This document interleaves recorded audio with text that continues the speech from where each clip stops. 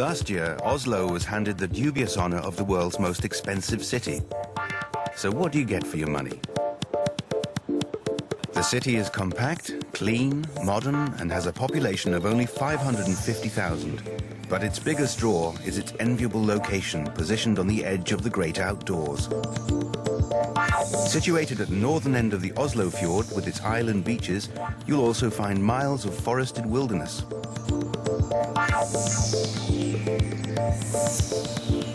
Oslo is easy to navigate on foot, but if you buy an Oslo pass, you can travel on public transport for free, and you'll gain free entry to numerous galleries and museums, including the National Gallery, the Munch Museum, and this, the Viking Ships Museum.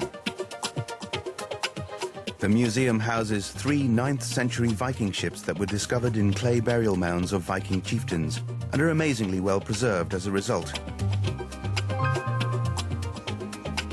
Some of the treasures that were buried with the ships are also on display.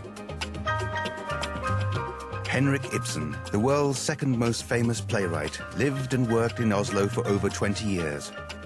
This is his apartment, which has been painstakingly renovated and incorporates a museum of his life and work. Ibsen's favorite spot for a beer and a sandwich was at the Grand Café. The cafe is on Karl Johansgate, the city's main street, running from the Royal Palace to the Parliament building, lined with shops and cafes. The Grand Café is part of the Grand Hotel, built in 1874. It's one of Norway's most popular. Every year, from the balcony of the Nobel Suite, the new winner of the Nobel Peace Prize greets the public. Tourist favorite, Aker Brygge is a gleaming waterfront redevelopment of a former shipyard and a hub of dozens of restaurants. The other major tourist draw is Holmenkollen ski jump, an emblem of Olympic skiing worldwide. The view from the top is a terrifying glimpse of what a jumper has to face. Alongside the jump is the Ski Museum, where you can learn about the history of the ski jump and its 18 incarnations, and the development of the modern ski. Perhaps Oslo's most recognizable attraction is Vigeland Sculpture Park.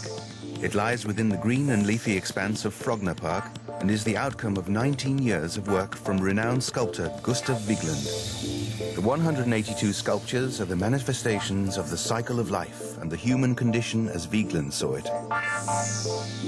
At the center is the impressive monolith, a single block of stone reaching nearly 15 meters and formed of 121 figures, a spiral of humanity. So, a small beer may cost €6, but you'll be drinking it in a capital city like no other.